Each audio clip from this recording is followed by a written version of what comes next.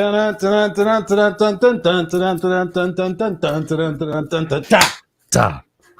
that for an intro, ladies and gentlemen? What's up, boys and girls, children of some ages? Hello, hello, hello. Welcome to Friday night, 5 p.m. Pacific Standard Time, 8 p.m. Eastern Standard Time. Your place to have an unfiltered experience every single Friday night with myself, Christopher Rausch, and Scott Goyette. Scott Goyette. What's up, Scott Goyette? What's up, Scott David Goyette? How you doing? I'm embracing my feminine today. My wife is having her what do you call it? What's the word I'm looking for? Just women's retreat. Midlife crisis? What? No, it's a women's retreat. They have 30 women who are going out to a ranch that's right here in Austin. And so a bunch of them flew in last night. So I've been kind of the token masculine figure just talking about women's issues and women's stuff for the last day. So it's nice to just sit here with you. Yes. Well, welcome. Cheers. I broke out my old Deadpool cup. So cheers. I'm having a little vodka and Pepsi tonight. So that's my little cocktail for tonight. No Jack Daniels. I'm going to steer away from dark liquor for a while and see what happens. Except for it's dark Pepsi. But, hey, wow. How's your week been, man? It's been a lot. Well, we've been trying to build things, do things. It's sometimes you set yourself up to do more than you thought. And then I was offered another class to teach, and it's a money-making opportunity. You know, like things just got put in my lap. Here's the deal. You and I both know how this works. Here's Scott to Universe a few weeks ago. I need to make more money. I want to do all these things. And then I sit back and I'm like, oh shit, I just asked for that. So I literally got everything I asked for, but now I have to make the time to do it. So I'm making more money. I got more clients. I got more classes. And I'm almost like, maybe I should have just said, hey, Universe, give me a whole bunch of money without doing any more work. That's what I really was trying to say. Oh, it's funny you mentioned that, dude. It's funny you mentioned that because I heard a story the other day. We were talking about, what we wish for, be careful what you wish for. Be careful what you wish for. Somebody was telling me a story that this lady apparently was a news story or something like that. She begged and begged and begged, prayed. Please let me win the lottery. Please let me win the lottery. Please let me win the lottery. She won the lottery, dude. She won the lottery. But guess what? Here's $5. The thing. No. She won a lot of money. But here's the thing. Oh, no. There's no smile. She won the lottery and she decided to buy her son a sports car. Oh God! I don't even have to finish that sentence. Do I? Bought her son a sports car. Boom! I get the chills when I think about that. You want something so bad and you think you're ready for it. So here's the thing: people have told me when I ask for things, make sure you say for your greater good. And there was another thing that somebody said, but it was funny. But my wife told me today. Interestingly enough, she goes, "I have been saying that." My wife, that one that doesn't do personal development or anything else. She told me, she goes, Chris, this is kind of weird. I've been saying this thing over and over for like the last few days, and I've been getting these crazy leads and these crazy referrals. And here's what she's been saying. Shit. All right. Full disclosure, ladies and gentlemen, I'm not 35. She said, I don't chase, I attract. What belongs to me will simply find me. I don't chase, I attract. What belongs to me will simply find me. I was like, from my wife? Really? Wow, so I put it on my monitor. I'm like, I kind of dig that. I do self-affirmations anyway, but we always got to say for our greater good. Otherwise, the universe might say, well, you asked for it. Oh yeah. I've had that conversation probably 5 times this week with being very specific on your manifestations, because like, say for example, if you want a new relationship and you say, I want somebody loyal, and you end there. Well, you might get somebody loyal, but they might be abusive and all these other things. So you've got to say, I want somebody who's loyal, who loves me, and this is what the love with that person feels like, and this is exactly, and you got to create it in greater detail, because the universe is literally giving you what you asked for. I literally said, I want more vehicles so that I can deliver my brilliance. But in my mind, I was kind of thinking more coaching clients and this and that, and then it came in other vehicles, and then I'm bitching about it. But I literally got what I asked for because I was rushing on my own manifestations, not practicing what I preach. So I've got to go back to the drawing board and deal with what I've manifested now and remanifest. And it's not a bad thing, but it is funny, because the truth is you get so good at manifesting, it happens so quickly. And then you're like, damn it, I've got to be better. Like, if I'm going to be this good at this, I got to get exactly what I want, not what I said. So you got to speak it. You got to fulfill, you got to like lay it all out there, make it crystal clear. So I just keep wondering, based on what you just said, I just keep wondering why I keep manifesting people just leaving my life and just like ghosting me. I must be, please let another person ghost me and not want, and what, It's crazy. I've been manifesting that lately. People have just been fucking trippy. So I got to be careful what I'm manifesting. I guess maybe when it's I'm happening. Are you? Yeah, because what do you? Maybe you're like trying to pave. Are you asking for something bigger that's paving a pathway for you to get somewhere? Or are you specifically asking people to leave? No, that was a joke. No, it's just weird. I thought you were serious. No, people have just been ghosting. So I'm like, I don't wake up in the morning and go, my intention today is to have people ghost me. It's been weird. But like, to your point though, that actually might be a thing, since I'm asking the universe for more and I'm doing it on the right reasons, that maybe those people are just falling to the side, and that's all good. So yeah, either creating here nor space there for those things to happen is all that's happening. Exactly. I've had a good week. I've had a lot of good conversations with myself and conversations with some people, and yeah, it's all good. So I'm excited for the conversation tonight. So we're going to jump into it again.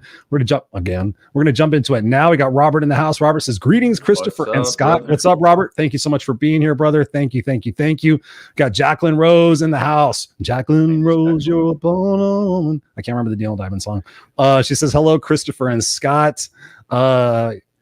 Robert says, "You might wind up with Bubba." What is that? Like a jail cell reference? I know. You know what's funny is I call my son Bubba all the time, and I have no idea why. I'm like, that sounds like a total hick thing. I would be like, "Hey, come on, Bubba." But I just say, "Hey, what's up, Bubba?" Little Bubba. We called our puppies Bubba, our daughter Bubba. It's just like an endearment. And when you say it, not like a NASCAR way, like, "Hey, Bubba," it's okay. What is that? What is that comedian with the thing? Jeff Dunham. You don't say it like, "Come on, Bubba." Doesn't he? He has a puppet that's named Bubba. Yes. So ladies and gentlemen, boys and girls, whether you're here live or on the replay, thank you for being here. We appreciate you being here every single week. We're here 5 p.m. Pacific Standard Time. Put it in your calendar.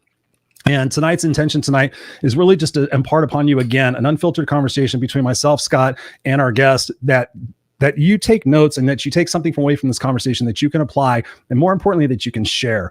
That's been an important thing that I've been finding, Scott, is with people that I'm talking to, is like, whether Clubhouse or on the show or doing whatever it might be, I'm like, please just take this information that you've got, this little jewel, whatever that one little nugget you get from this hour conversation, whatever you get, please go share that with somebody else, because there's a lot of people out there that are struggling right now. And the one thing you say to them, or just even checking in with them, might be the one thing that gets them off where they're at. So we're excited to have an amazing guest tonight. Scott, you haven't had a chance to meet him except for backstage.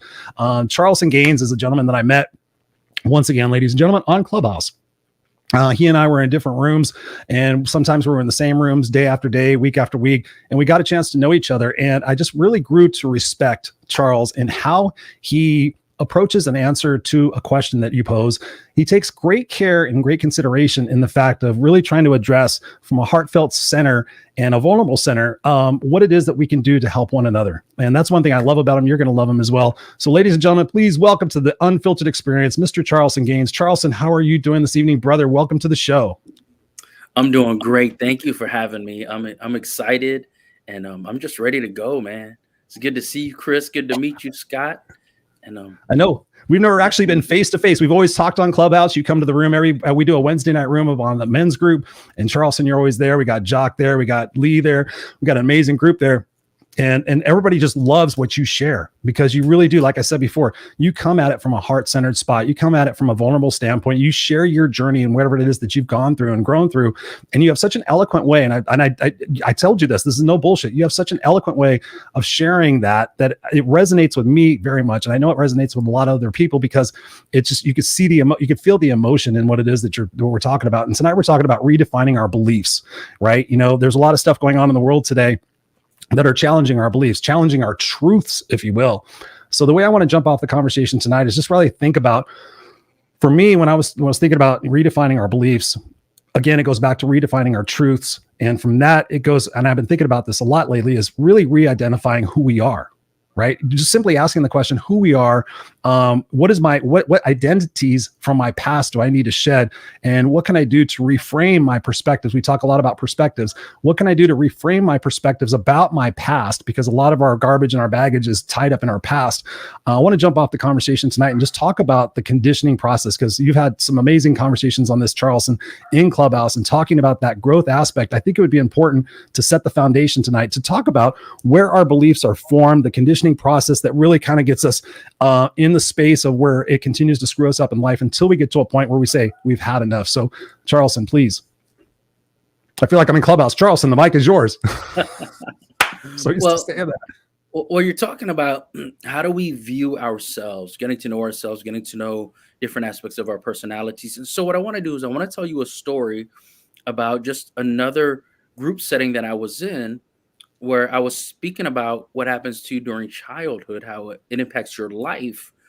And one person in attendance told me a story about her life where she didn't get it until she understood what I was telling her. And so what she said was that when she was when she was a little girl, I don't know what year, but when she was a little girl, you could get a loaf of bread for 25 cents. And so her Was it mom said, 1920? I don't know. But but her mom sent her to the store with a 50-cent piece to get a loaf of bread for 25 cents. She was 5 years old, so 5-year-olds could go to the store by themselves and buy bread. The guy at the store doesn't give her any change. She comes home and tells her mom he didn't give me any change. Her mom's immediate reaction was, "You're so stupid with money. What's wrong with you? You're an idiot. How come you can't handle money?" And so mom goes back to the store with her, has a conversation with the cashier. Cashier realizes he makes a mistake. Mom gets the change. So from mom's perspective, everything's done. But she realized that her believing that she's stupid with money is why she's had money issues her entire life. She didn't know where that started. But she said to herself so many times over the decades, "I'm so stupid with money." She wasn't born with that thought. It was put there. Yeah, and so for me, that's really what it is. When you look at a lot of these self-defeating thoughts and these negative beliefs and attitudes about ourselves, we have to dive deep to figure out where it came from. And the reason we're going to figure out why it came from is because where it came from is impacted by who it came from. Yes. It's different when your mom tells you than when some stranger in the street. Mhm. Because not just the love, there could also be a lack of love. But when you're dependent on that person, you're thinking this is my survival, and in addition to everything else. And so you're not even at an age yet where you can discern when adults are lying to you or not. So Yeah. you believe you're stupid. You believe you're worthless. You can't tell if it's a sarcastic joke, if it's passive aggressive. You can't tell. You just believe. And maybe it's not your parents. Maybe it's your favorite teacher who says, "You know what? Maybe math is just hard for you." And you just believe that and you take it with you. And so many people really they have these conceptions about themselves when they're 13, 14, 15 years old, and it sticks with them. Lots of research has shown this. It's really hard to shed who you believed you were as a teenager because of the kind of growth you go through at that age. So if you believe you're an idiot when you're in 8th grade, fast forward 25 years, you could have a PhD and win a Nobel Prize and think it's because you got lucky and competition was down. Mhm. Because there's no way you could have won it from your own merit because you believe you're stupid because that's what you were told 25 years ago.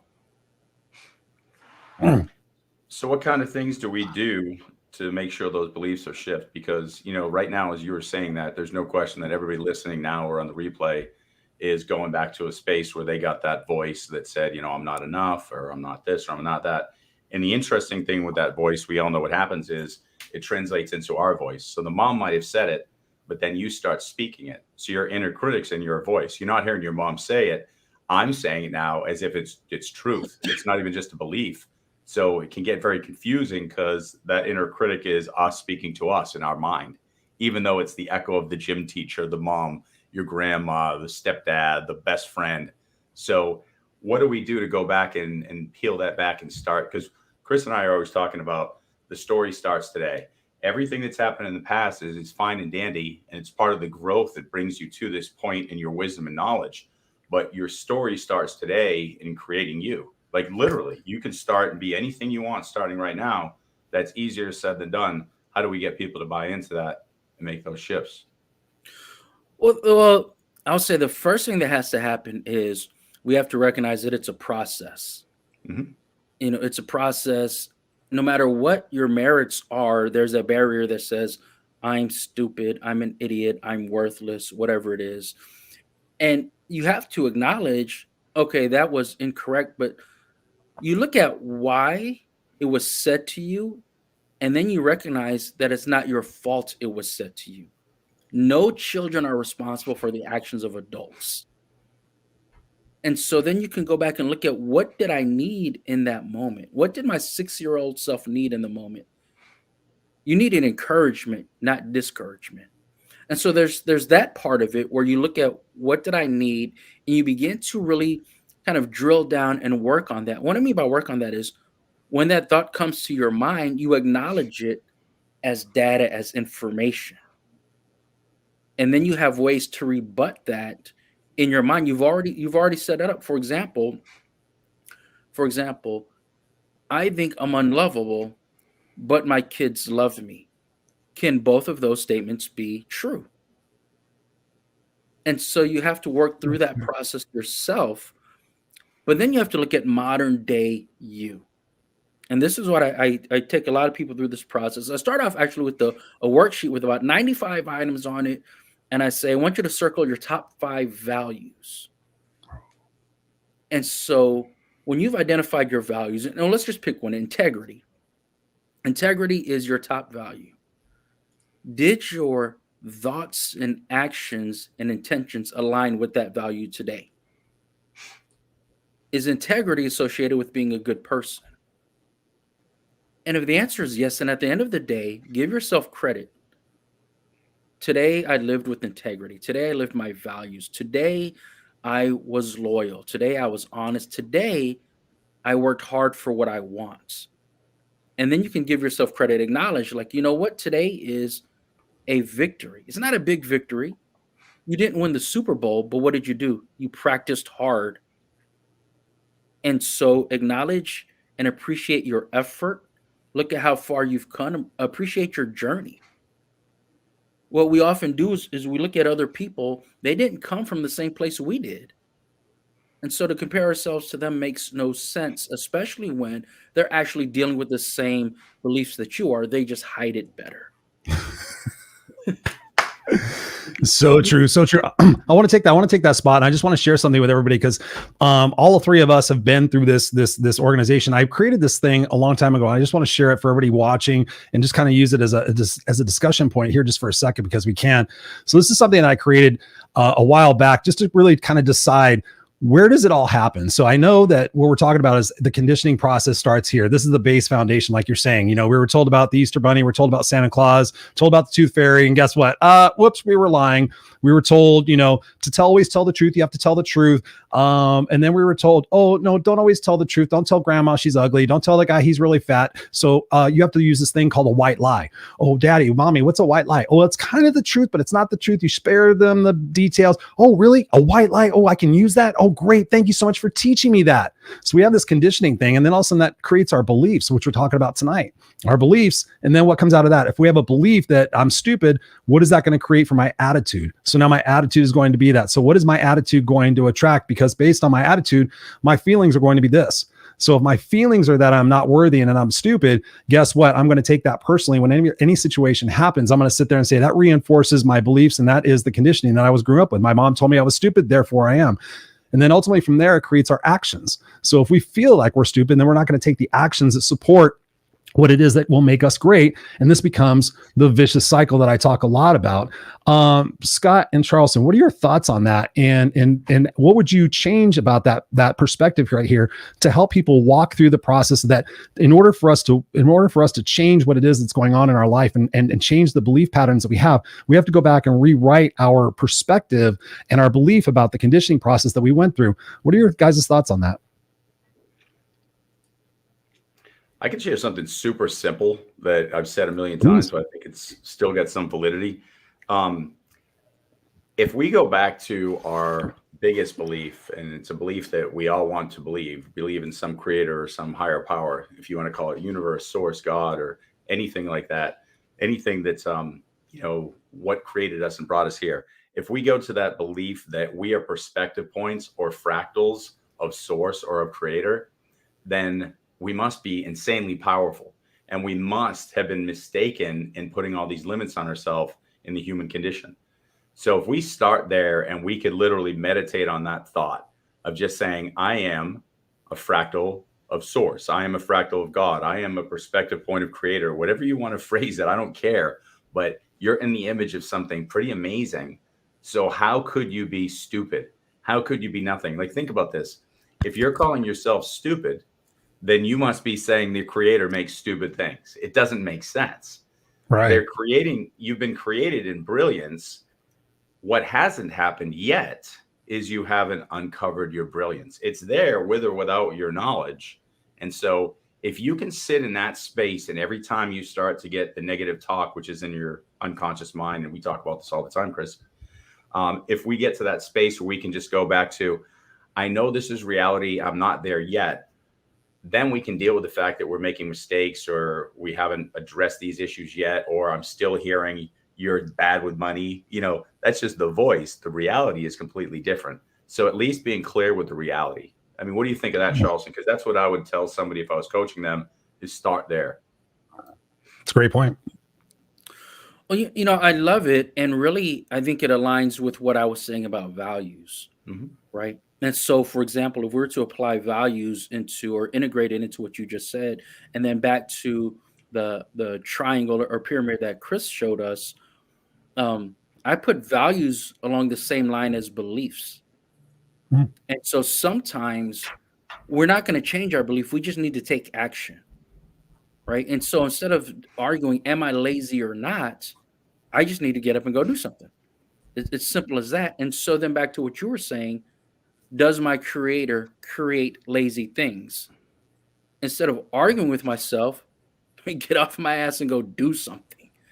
And, and what happens is, and you know, and I'll quote Tony Robbins on this, is he says, to build massive confidence, you have to take massive action.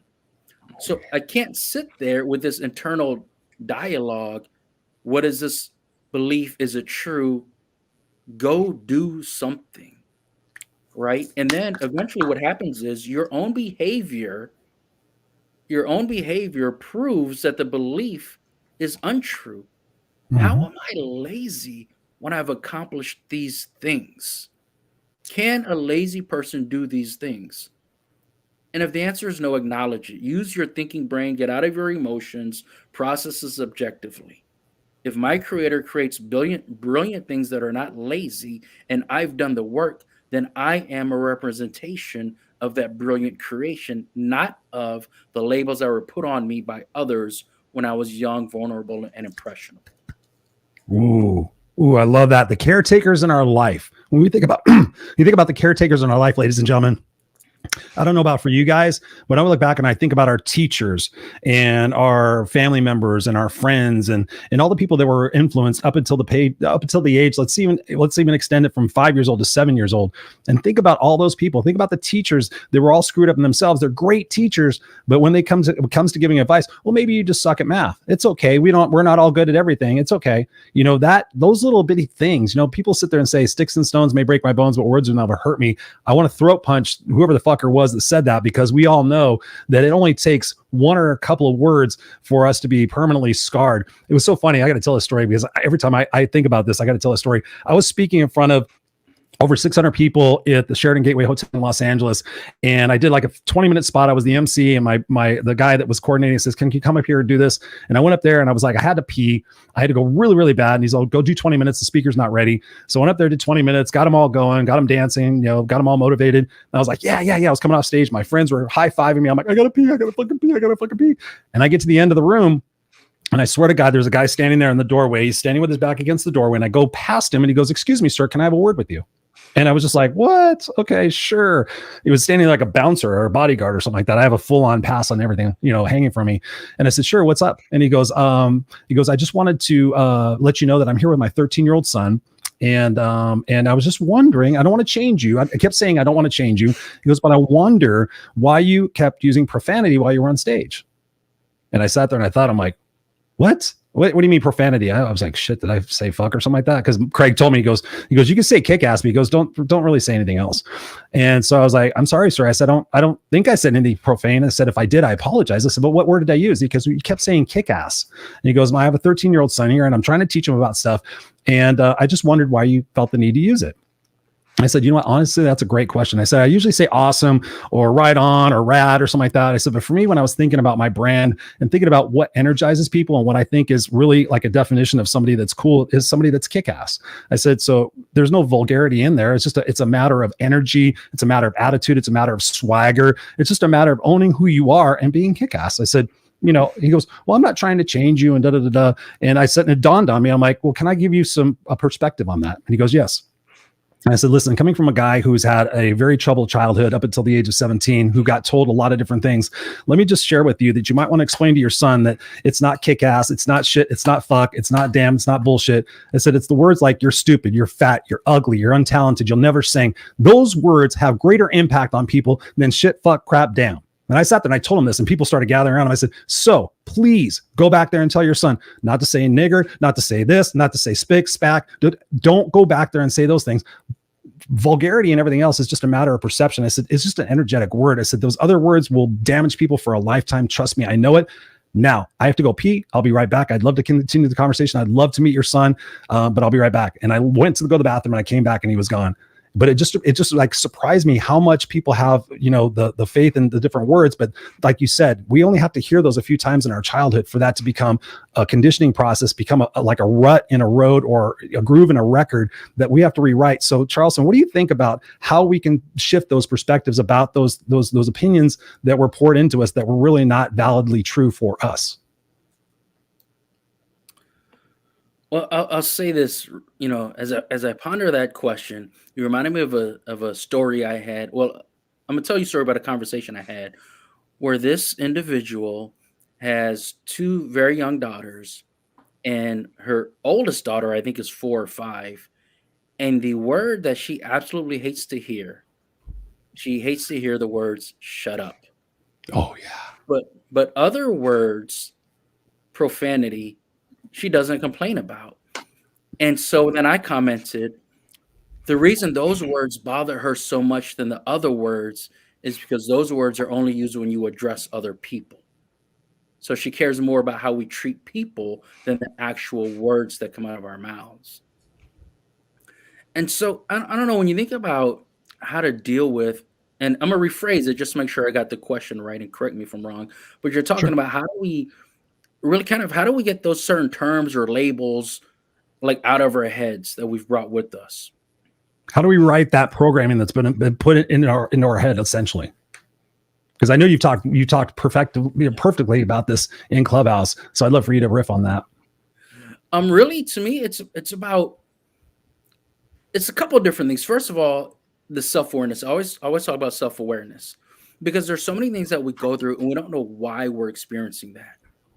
Why am I triggered by this? Why am I having this emotional reaction? And when you figure out why, you're in a better position to do something about it. And one thing that you can do that I think is very powerful is you can go back and look at the caregiver who put those words in your mind, and you can forgive them because in your heart, you know that they were doing the best they could. And so when they said something to you like, stop being lazy, why are you so sloppy? Why are you so disorganized? They actually were doing the best they could, and that was not a reflection of your value or your worth or how much they loved you. Yes. They were doing the best they could, and you took out of that whatever your brain was able to at that age. But now that you're older, look at what you needed at that age, and you can replay that. You can visualize that in your mind. You can replay that conversation. And I think we as adults do that quite often. I mean, it's simple as, man, when Chris said that, I should have said this. We do that all the time. Shoulda, coulda, woulda. Yeah. And so there's that part of it. So give yourself grace, but don't get angry about something that happened before, because we don't want this to be an emotional experience. You're in control of your emotions. So there's that part of it, addressing the event when it happened. Then there's a part of over the years, you actually did things to prove those things correct. And maybe you didn't, but the way that you perceived yourself. So when you go to work and your check is this much and someone else made more money, instead of recognizing how hard you worked for your money, you say, if I wasn't lazy, I would have made this much. So again, it's your perception. So recognize those things and then begin to give yourself credit, because I don't know about everyone else, but I can go back and look at things in my life, thoughts and events in my life where I actually was confirming what I believed about myself from when I was younger. And so I'm just going to tell us a story about that. Tell us a story about that. I'll say, okay, I'm gonna kind of change it up a little. I was 17 years old when I was in college. I graduated high school in May or June. My birthday's in September. So this is the first couple weeks of college. I was 17 and I didn't believe I was smart enough for college anyway. And so that's why I was choosing to close at Taco Bell where I worked. Like, yeah, I'll work till 2 or 3 in the morning because I already believed I wasn't going to finish college. Wow. And so then when you withdraw from school, the professors have to sign a specific document saying, yes, I acknowledge you withdrew from this class or whatever. And my college professor at the time, I'll never forget her, Dr. Barlow. She was the first woman to graduate from UNC Chapel Hill with a PhD in English. And she said to me, such a brilliant mind wasted. So here I am, almost 18 years old, and nobody had used a word like that to describe my brain before. And so actually, I couldn't even reconcile that. Like, why would she even say that? Like, she's dumb too. And so it took time. And as I went through and I did things like in the military, getting promoted, passing promotion tests, getting education, getting my degree, all of these things, at some point in time, I had to acknowledge that maybe there's some brain power in there. And so it goes back to what I said before. You have to take action. You can't just sit around your room hoping to feel smart, hoping to feel like a hard worker. No, go do it. And if you're thinking objectively, you can just look at the data and say, if I was a lazy idiot, I wouldn't have done these things. Yes. But you have to acknowledge your wins. You have to acknowledge your effort. You have to acknowledge your journey. Because there's a lot of people that never could have made it as far as I did. And I don't need to compare myself to them. And I don't need to compare myself to people who get their PhDs at 20 years old. I am my own person. And I was able to complete this journey, get to where I am because of my work ethic. And looking at that objectively from a macro level perspective, I can look back now and say, when she said I was brilliant, maybe she was onto something. And if I'm not brilliant, my work ethic overcame that because I said so. That's it right there. I've said this in so many different ways. I said, if you think you're stupid, you're right. If you think you're brilliant, you're right. If you think you're going to be successful, you're right. If you think you're going to fail, you're right. I mean, that's the whole crux of this entire conversation, the belief that if people don't truly dial into that, they're missing the essence of life. One of the things I've been sharing with people is self-awareness has to occur before there's any kind of an awakening. And that self-awareness might have come in that moment that you just said, where your teacher, throws the word brilliance around in your name and you're like, and so the self-awareness starts to happen. And then through some, accolades you receive in the military, wherever you go, and then the awakening process happens. Then you recognize your ability to imagine. And so then you start to imagine, you know what? I am brilliant. I can see it. And I'm going to do this. I'm going to do this. And then after imagination, we can create. We can start creating. And so that aware, awake, imagine, and create, the true creation of our existence doesn't really happen until those things happen. Now, sometimes we unconsciously manifest, because there's something in us that some teacher did say something nice and it just happens. But once we consciously manifest, because we know we're brilliant, because we know we're perspective points of source, because we know we're worth it, that's where the power is. And that starts right there with belief. It's that simple. What are your thoughts on that, Charlson or Chris? My thoughts on that are, I want people to recognize that we can apply that to every aspect of your life. When you're in your early 20s and your grandfather said, you better not ever have kids, it's the same thing. Mm-hmm.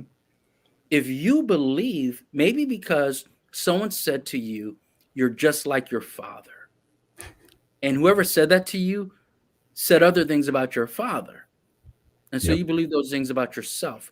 And because you believe those things about yourself, you don't even recognize that your self-beliefs are the foundation of your marital problems. Of course. And so step back and say, I'm not just like him. There are things that happened. I don't know why he did it, because I wasn't there when he was raised. But I have the opportunity to choose something different. But what you were saying about self-awareness, I can't even choose something different until I recognize that I have an issue with what I've been doing, and I have the power to change what I'm doing. Yep. And then it's not anybody else's fault. It's my effort, it's my decision, and it's the change that I'm going to make. And the reason why you make those changes as a parent, as a leader, as a spouse, is because of love.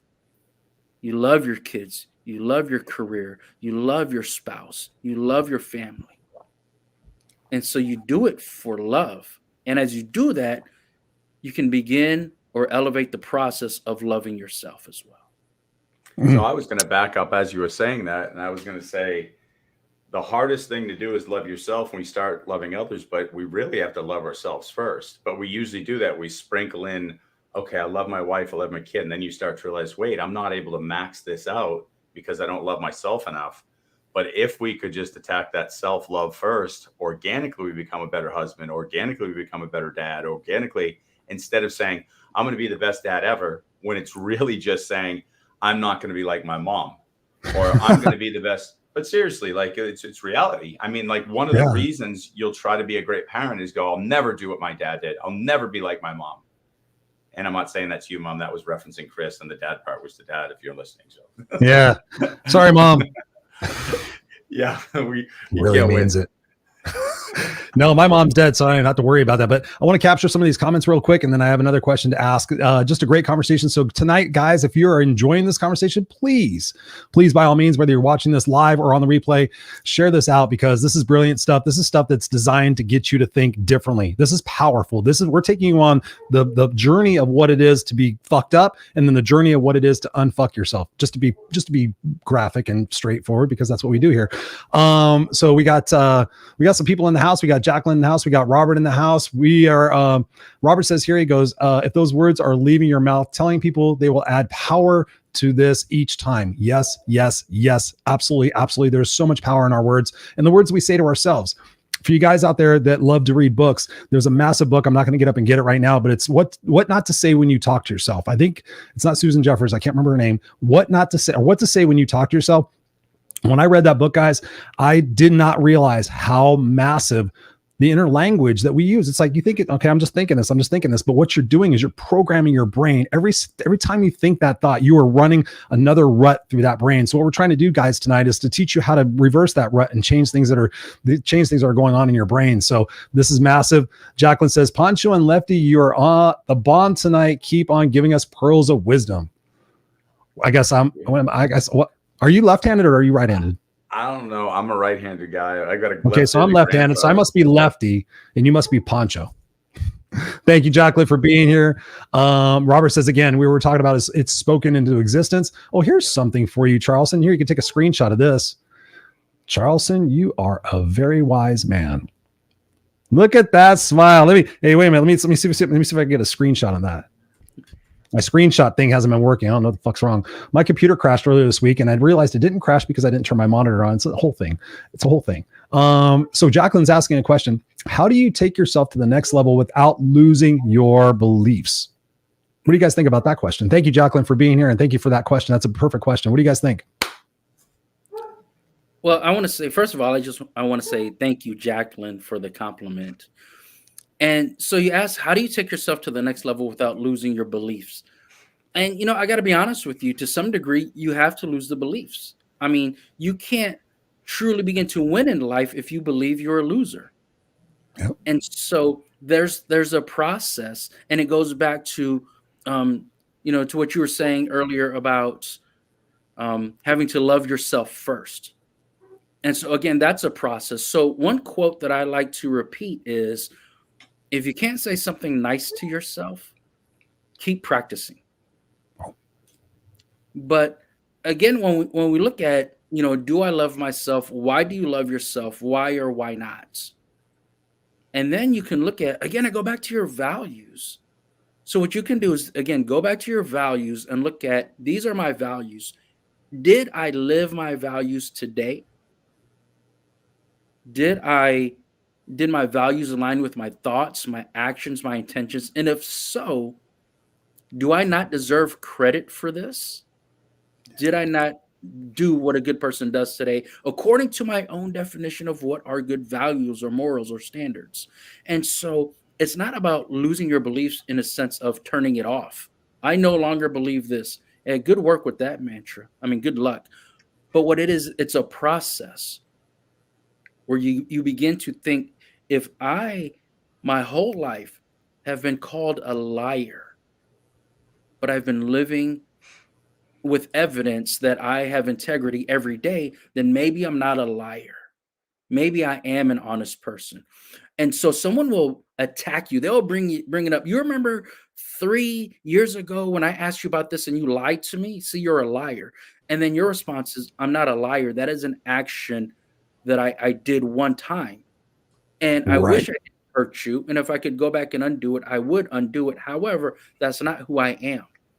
And you can say that with confidence because you've been paying attention to yourself and you know that you've been living your value of integrity. And if you are a person of integrity, along with your other values, are you not worthy of love? And so if you can answer yes, then you can begin to build your self-love. And just along with what you were saying, Scott, the more that I do that, the more I'm able to love other people the way that they deserve to be loved.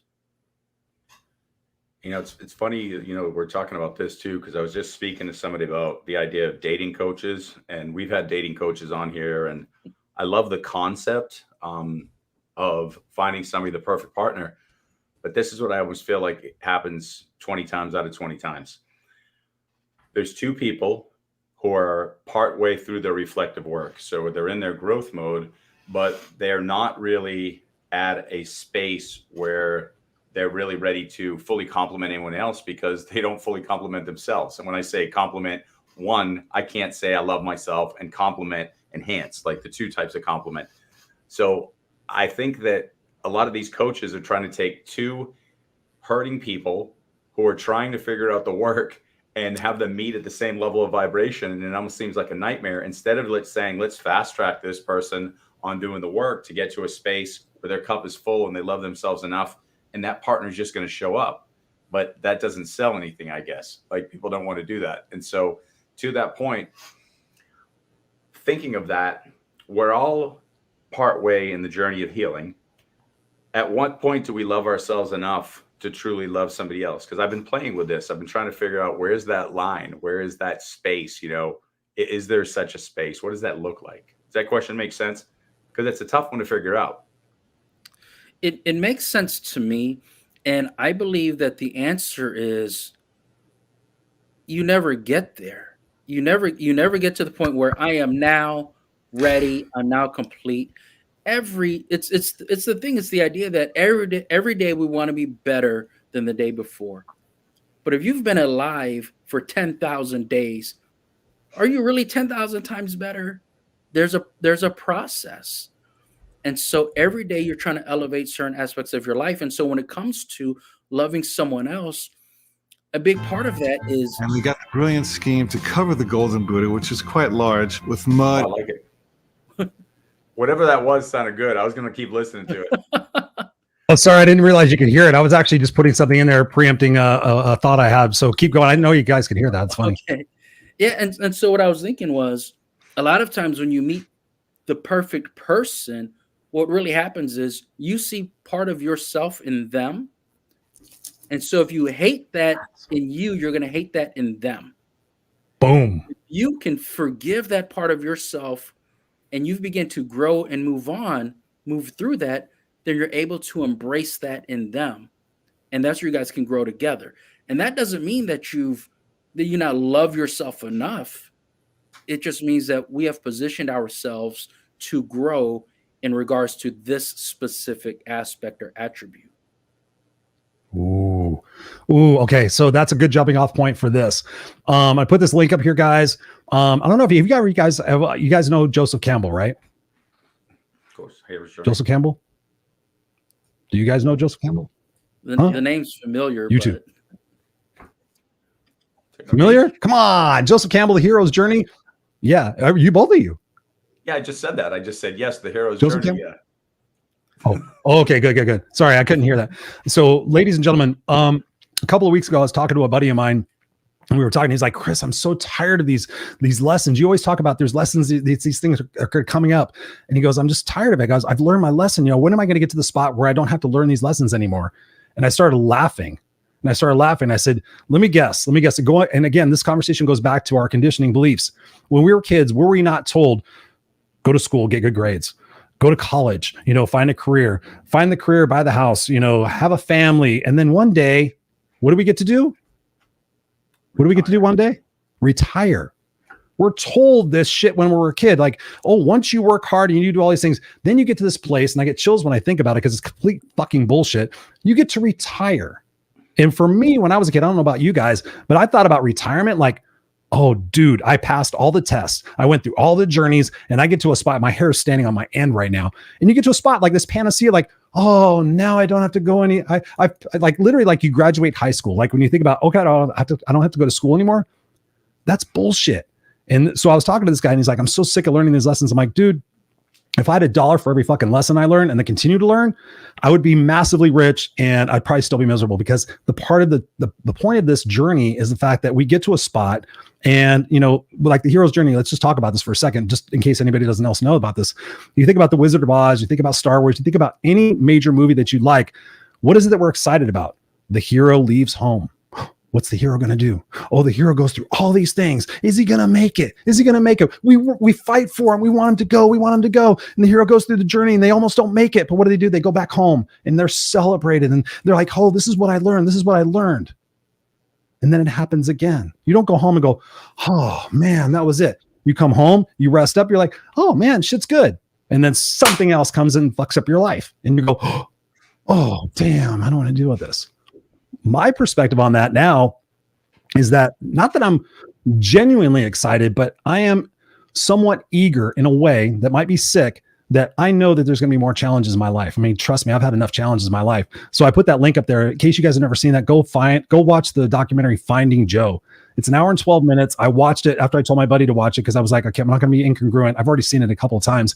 And even me as watching it right here in my studio, I was like, fuck, there were so many reminders that this is part of the journey. This is the part of the strengthening process. This is why we signed up to be here. We're souls having a human experience, and we signed up to learn these lessons. These people in our lives, our soul contract, are here to teach us these lessons. We have signposts that are coming at us, and we have to address them.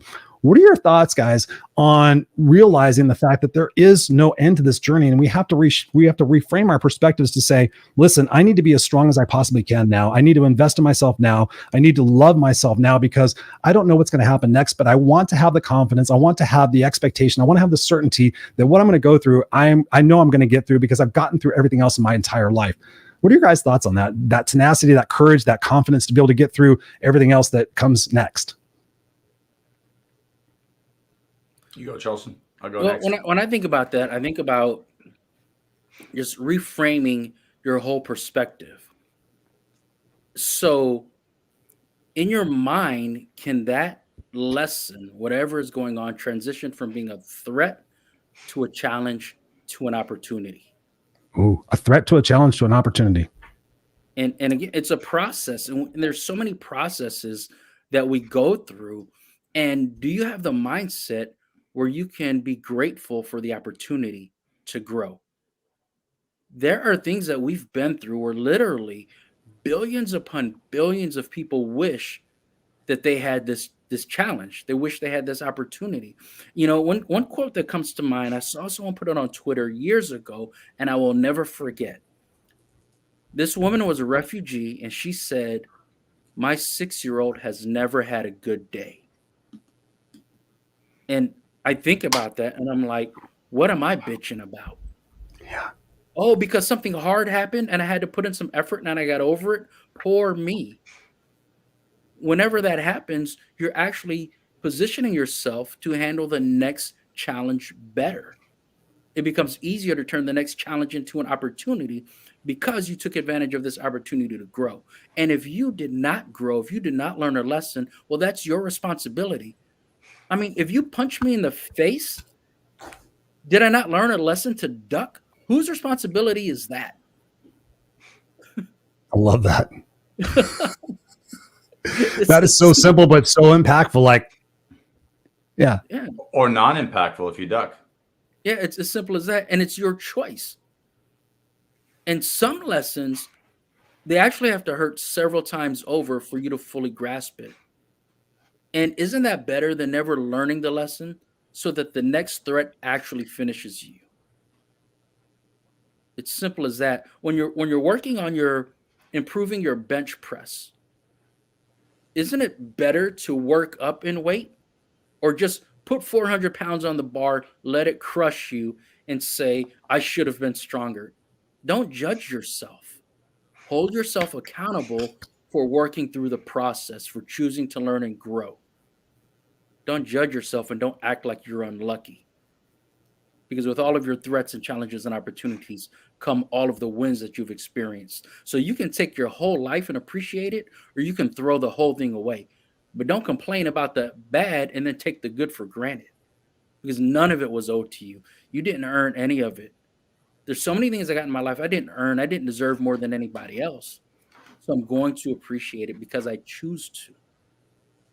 And I think that the more we take that perspective, the more we are able to elevate our mindset. So again, we're able to turn threats to challenges to opportunities because we said so. I like it. Thoughts on that, Scott? Well, Chris, I always do the same thing. I back up one step further. So I fully agree with that. And in business class, I always talk about perceived problems. And I say, how do we flip the script and make that an opportunity? And how do you create a solution? That's exactly what we do. So we're doing the exact same thing. I would go to this space. Sometimes being fully present, we want to know, why are we supposed to be present? And I would ask yourself this: if at some point you were source and there was just one love and there was just one common everything, there's just consciousness.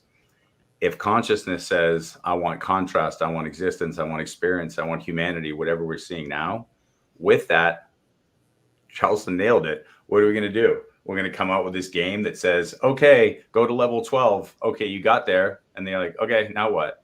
No, it's got to be incremental and it's got to be lesson based. Think about it. Your source, your creator, your God, your consciousness creating existence. How do you create it? Do you create it so that you're given everything? Well, then why did you ever leave? If you're, you know what I'm saying? You're not going to just give heaven or give the 400-pound bench press or give whatever you want to call it. You're going to give opportunity, and that could be in form of threat that we have to shift. It could be problem, whatever you want to call it. But when you're sitting in that, you have to give something that has resistance so we can create. You listen to Alan Watts, and he's always talking about yin yang polarity and like darkness and like light and whatever. One doesn't exist without the other. And so without the resistance, or when weightlifting, without me tearing my muscle, I have to tear my muscle to rebuild. I have to have that moment of sadness to fully experience the happiness. And some people don't agree with that duality concept. They get upset with it or say, no, there's a place of pure light, pure everything. I do think in consciousness, there's a place of pure bliss, but can you truly understand bliss without the duality? So we need this. We need that resistance. We need those difficult moments. And the big thing is, and it's in Viktor Frankl's Man's Search for Meaning, we talk about this stuff all the time. It's the choices we make and how to react or respond, and how do we want to grow. So you nailed a beautiful way from threat to challenge to opportunity. That's one way to look at that, to look at a threat. How do we shift that into opportunity? And I think the quicker we play with that language and make it language that it's exciting versus fearful, we're on the right track. And here's the thing. There's no wrong.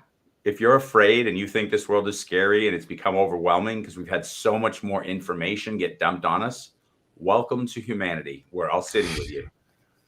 The quicker we can dial back and say, there's a shitload of stuff going on right now and it feels scary, but I have a choice to say scary is actually excitement and that problem is opportunity.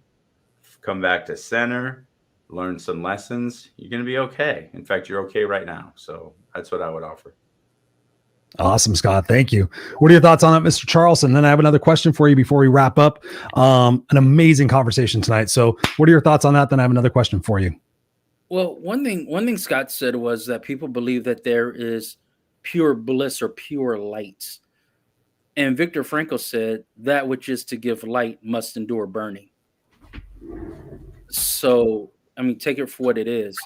But I reading it again. I'm literally reading it again. That's no joke. I love it. I love it. Yeah. And so like, I completely agree with the duality. When I tell people, when I say you deserve to be happy, and I get people to repeat it, I want to hear them say the words, I deserve to be happy. And I deserve to be happy. State of mind. You're a happy person. I'm not talking about only feeling that emotion. Because if happiness is the only emotion you feel, it has no value. Mm-hmm. It's the other emotions that give happiness value. Love has no value in your life if it's the only emotion you've ever felt. Because if you've never had to live without it, then you're taking it for granted. And I'm just going to slightly go off on a tangent here. We call it hedonic adaptation. You get used to the good stuff and you take it for granted. If I gave you $100 today, I knock on your door at 4:00 in the morning and I give you $100,000. You're like, this is amazing. It was worth getting up at 4 a.m. Man, if I do that every day for 6 years, you're going to be like, dude, I don't need. Stop waking me up, you idiot. Hedonic adaptation. You need the polarity. You need the opportunity to appreciate that which you're given. 100%. 100%. And this even goes back to, the whole concept of manifestation and everything. We want to manifest all these beautiful things where we started, the talk with Chris and I. What if we just said, I want infinite money, and then you get infinite money? Like, be careful what you wish for. Could be the sports car incident. Could be somebody knocking at your door every day at 4 a.m. There's always something you didn't think of, and extremes start to distort. So you've got to, like you said, you've got to have a moment of struggle, a moment of a moment of struggle, a moment of And when you look at it differently, that moment of becomes, what kind of a maniac trains for a marathon or to climb Mount Kilimanjaro? It's not that fun doing that, but at the end of it, you're going to go, oh, this is the best brunch I ever had, or I'm at the top of the mountain, or I can't believe I made my body do that. That's living. That's what living is. That's it right there. It's not telling your friends you're at the Mount Kilimanjaro. It's the completion. It's knowing the whole journey of that. It's not just the blah, blah, blah, or here I am. It's the whole exchange. So. Yes. Oh, I was going to say real quick, you remind me of what Jocko Willink said. I love it. He said that if I'm pushing a boulder up a mountain, I'm learning and growing in the process. So when I get to the top of the mountain, I'm going to push the boulder back down the mountain so that I can push it back up the mountain and continue to grow. Because if my journey's over, what am I even doing? Yeah, I add the part of that. No. That's awesome. And this is going to be an interesting thing for me because I always showed this tattoo. What doesn't kill me only makes me stronger. But to the point of this conversation, when I was 24, I was 23. I was 22. I was about to go through a divorce and I went and got my first tattoo. I went up to Fullerton, California. I went to Classic Tattoo and I got this image. I don't know if you guys can see it, but it's comedy and tragedy. Comedy and tragedy. We know comedy and tragedy. So I didn't get it because with Motley Crue, Theater of Pain album was out. I got that at that point in my life from everything that I've been through. This is no joke. I went in there and I said, okay, I want comedy tragedy. Oh, are you a thespian? Are you a theater? Are you an actor? I'm like, no. Here's the thing. I want to remind myself, because you guys know, I mean, most people know I have tattoos on me to remind me about something about life that I need a lesson, a reminder of whatever it is that I'm passionate about, what I need to learn to grow. That was my first tattoo. And I told the tattoo artist, because he was like, oh, okay, we're going to do Motley Crue symbol. And I'm like, no. I said, this is about life. This is about life, because when you're happy, enjoy it, embrace it, love it. But you're not always going to be happy. There's going to be a juxtaposition that's going to happen. There's the yin and yang of life, and you're going to be sad. You're going to be hurt. And so I had him put a crack in the mask. I had him put one red dot. It's the only color I have. I think Chris is breaking it up a little bit. Also, to Chris's point, there he is. Is he back? Hang on one sec. Wait for my internet to come back up. We're going to be down on our luck. And it was just a reminder for me that everything I had been through, that you're going to go through those challenges. You're going to go through that hero's journey, and you're going to come out stronger and better for that, because you choose to have that mindset that I'm not going to be a victim. I'm going to be a victor. So here's my question to wrap this up, Charlson. Okay, so we've been going through so much stuff in the last 18 months, 2 years, with COVID, with everything else that's gone on in the entire world. We don't need to go into the details. People out there right now are struggling. And this is Scott, and my serious mission in this world is to impact people every single day that we're alive. However we can do it, with Go Love Now, with Raw and Unscripted, with Unfiltered Experience, whatever we're doing, we want to make an impact in this world. If you had a microphone to the entire world right now, and I know it's not a lot, it's not a big ask of you, because we only have 2 million people watching right now. What would you say to the people right now who have their head so far up their ass that they can't even see the hole from the ground? What would you say to them to like 3 steps? What would you talk to them? You talked about values before, so maybe a values exercise. What 3 things would you recommend to people right now to unstick themselves from that old belief and that old mindset to create a new attitude? Man, my issue is you said 3 things. You don't have to do How many 3. things? Do what you think you need to share. Here's the deal. Here's the deal. You deserve to be happy. And to be happy, to elevate your happiness, it takes action. There are action steps involved in elevating your happiness. It's a process. You have to believe that you deserve to be happy, because if you don't believe it, you won't take action. Because it's hard to take action that goes against your beliefs. So when you believe you deserve to be happy, then you're able to take action. And when you look at the action involved that's required for you to elevate your happiness, you can look at that and say, I'm miserable. It's hard. It's a long process. Well, let me tell you something. You are worth the work. You are worth the effort. You always have been. You were born deserving to be happy, because nobody earns happiness. So when you were born, everyone that loves you and cares about you and was there to see you take your first breath wanted you to be happy. The problem is they don't know how to make you happy. But it's not their responsibility. It's yours. So say the words, I deserve to be happy, and then take action on believing it and making it happen. And when you do, understand that you are elevating the lives of everyone else that loves you and cares about you and wants to see you happy, because everyone has a bit of misery in them. And when they see you go through the process, you will inspire them to go through the same thing. So you elevating your happiness is not even just for you. It's not selfish to be happy. It's required. I think you're on mute, Chris. You're muted, Chris. So Charlson, where can people get a hold of you? Well, they can go to my website, charlsongaines.com. You can also find me on LinkedIn. You can just search for my name, Charlson Gaines, or Instagram. You can DM me. Yeah, and then really, honestly, just send me a message. Ask me anything. I'm available. Because the truth is, the more that I help you, the more that I help myself. I would lie if I said I was done growing and learning. You are an amazing individual, man. Thank you so much for being here on the Unfiltered Experience. We want to have you back. Such a great conversation. People, please, please, please connect with Charlson. He's an amazing individual.